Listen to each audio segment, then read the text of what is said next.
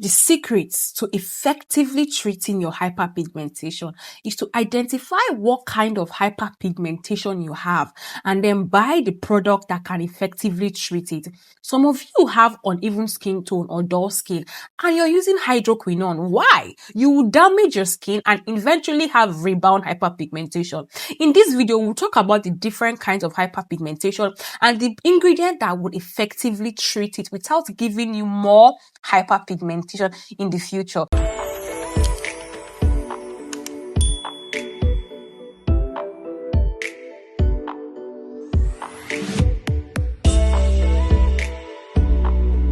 Now, there are a lot of videos out there that talks about hyperpigmentation, the products to treat hyperpigmentation, and there are so many products out there in the market that have been formulated to effectively treat hyperpigmentation. But now what people are not telling you is that in as much as we have so many products, they are not meant for every case of hyperpigmentation.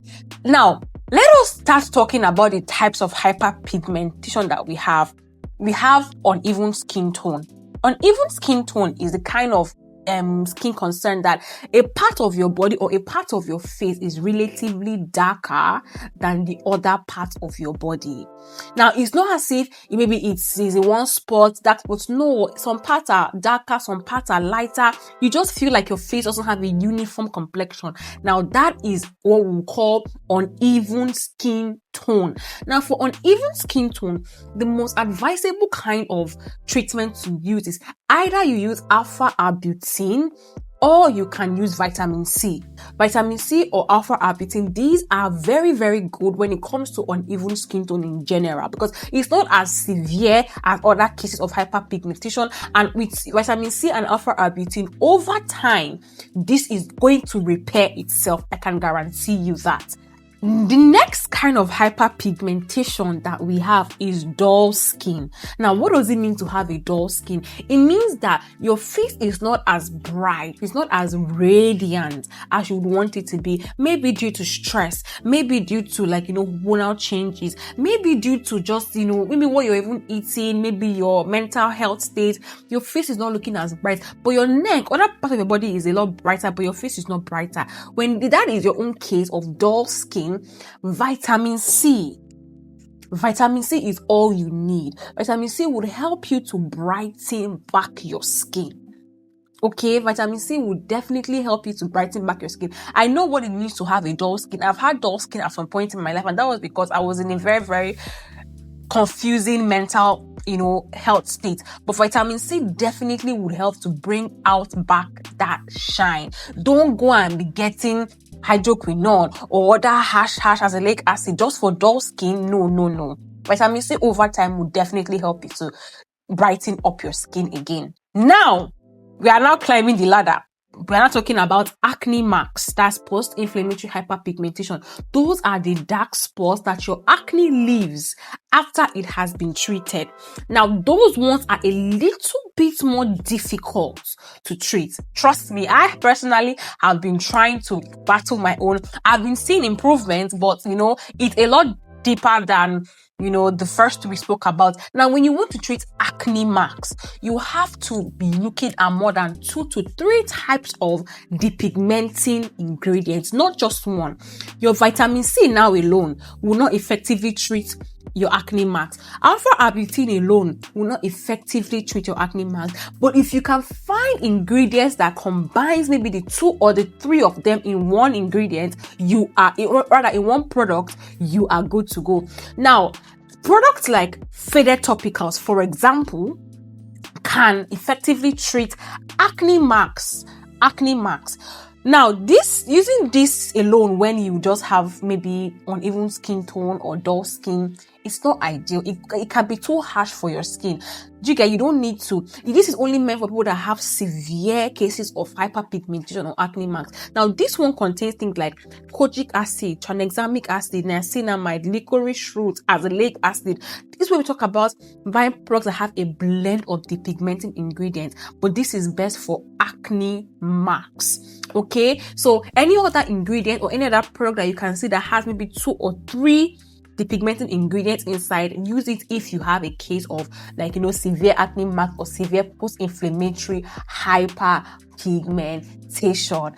The next the next level of our hyperpigmentation is going to be sunburn. Sunburn is also a type of hyperpigmentation. It is when you expose your face to the sun for a long period of time, you did not put sunscreen on, and maybe a part of your face got darker than other parts of your body. Then you can still look for depigmenting ingredients that have or depigmenting products that have maybe 2 or 3 ingredients would also work, because vitamin C alone will not work for sunburn. So you're looking at maybe products that have kojic acid, that have licorice root, that you have alpha arbutin, or maybe an alpha arbutin serum and maybe a vitamin C serum, or an alpha arbutin serum and a kojic acid serum. You have to use 1 or 2. But before you can start using this, both products, make sure that your skin is properly hydrated. Don't just focus on these depigmenting ingredients alone. Make sure that at least you've used a hydrating cleanser. You've also maybe used a very hydrating toner. Because if you start going in with, all these harsh depigmenting ingredients directly, you can actually irritate your skin the more. Because already with the sunburn, your skin is already so sensitive. So what I would even advise is, before you start treatment, at least take a day or 2 to properly hydrate your skin. Go in with soothing toners, ceramide toners, essences, hyaluronic acid for 2 to 3 days. Then when your skin has become a little bit less sensitive, you can now start going in with alpha arbutin, kojic acid, licorice root, or any brightening serum you have. But when it comes to sunburn, alpha arbutin will treat it, kojic acid will treat it, even niacinamide would also treat it, azelaic acid too can treat it. If you can get a product that has a blend of this, good. Or if you can get just 2 of any of what I have listed, it will effectively treat your sunburn for you.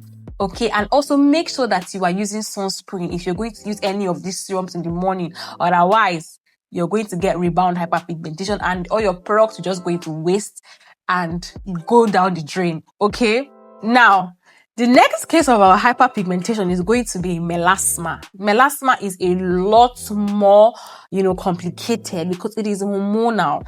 A lot of you people are fond of confusing sunburn with melasma. Melasma is not the same thing as sunburn. They're absolutely different. Melasma is mostly triggered by hormones. It can also be triggered by sun exposure, but that's on a very, very rare situation. There'll be a picture here to show you what melasma is and also what sunburn is. Okay. Now there's some melasma that can be triggered from the use of steroids like hydroquinone, that is bleaching products.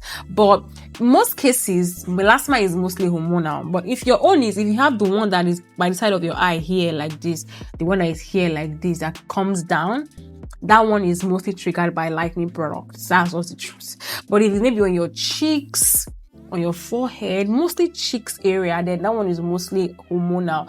So what can you use to treat those cases? If you have the one that is around here, that is not too dark, then azelaic acid can work. If you can get the one from 15 to 20, although 10% can work as well, but it will take longer. But with 15 to 20% azelaic acid, melasma, you can actually get rid of melasma for you. Now, 2% hydroquinone, yes, can help you get rid of melasma.